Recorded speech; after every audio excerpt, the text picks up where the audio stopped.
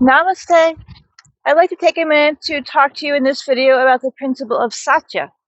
So, let's be honest. See what I did there? Have you ever looked around in a class in yoga, whether you were teaching it or whether you were taking a student, and said, like, wow, that person makes this look so easy. This pose looks so great when they do it. Or you see somebody else like, wow, they look like they're kind of struggling. I wonder if they're okay. What's going on with them? The truth is, real Satya is that you have no idea. You don't know what that person has put into in their lives to make themselves in that space in that moment. So I like to think about Satya starting from within and how the principle can apply to myself. So if you would like to watch, I'm going to use the downward dog pose as an illustration. So when I go into downward dog at first, I always start in Tadasana in mountain pose, nice and strong. Raising my arms out and up, I breathe in. I'm going to exhale and forward fold. I'm going to bend my knees deeply and step my foot back and the other. And here's my downward facing dog today. So if you're in a class with 20 students, you might look around and everybody's downward dog looks pretty much like this. Maybe some people's knees are a little bent. Maybe some people are like really willowy looking. Everybody looks a little different, but everybody generally looks the same. So this is downward facing dog. What's my truth? Right now, this is nice. It feels good. I can smell the grass. I feel happy in this moment. Now, I remember a very long time ago, 10, 15 years ago, a teacher came up to me and said, when I was a brand new yogi, and said that downward dog is my resting pose. And I thought, no, this is very silent. I'm looking just like this. And I'm thinking, no, it's not.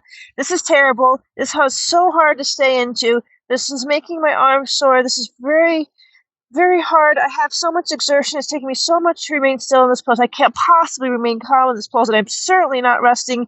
Can I put my knees down? Can I just lay down? I'm ready to go home and have a nap. Can we stop now, please? So fast forward to my pose today. I take a deep breath in. I let it go. I sink into the pose deeper. Same pose. I can tell you it pretty much looks the same as it did 10 years ago, except that now this is my resting pose. This is truly my resting pose. I feel good right here, right now. However, I'm going to be recording this video for you, and we'll see how it feels after I've been in this pose nonstop for a couple minutes while I'm chit-chatting with you. So anyway, I can already feel a slight difference. I'm no longer focusing on the scent of the grass as much. I'm still appreciating the moment, but I'm starting to feel a little bit of strain in my shoulders. I can counteract that by adjusting my hands, making sure my fingers are wide. I can rotate the eyes of the elbows forward and really reach up to the sky. Going up on my toes, reaching my sit bones super high, and then keeping that as I slowly lower my heels down to the ground, sinking my chest to the ground. I can look down and find that drishti and calm beneath me.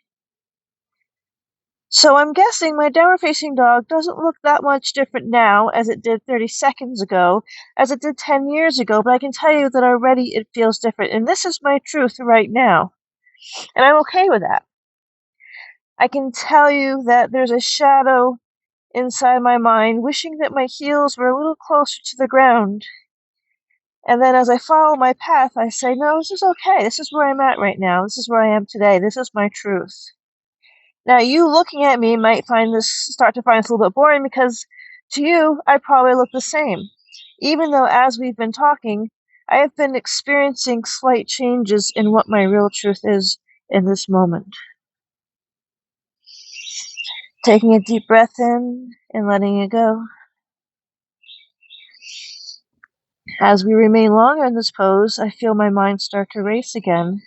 I feel my internal self unchanging, but I can feel the scattered emotional brain starting to feel a little bit of tension that results from staying in the pose longer and longer.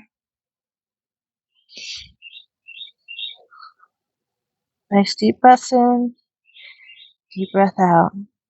So before I lose the pose entirely, and again, it may still look the same to you, I'm going to slowly walk my feet up towards my hands.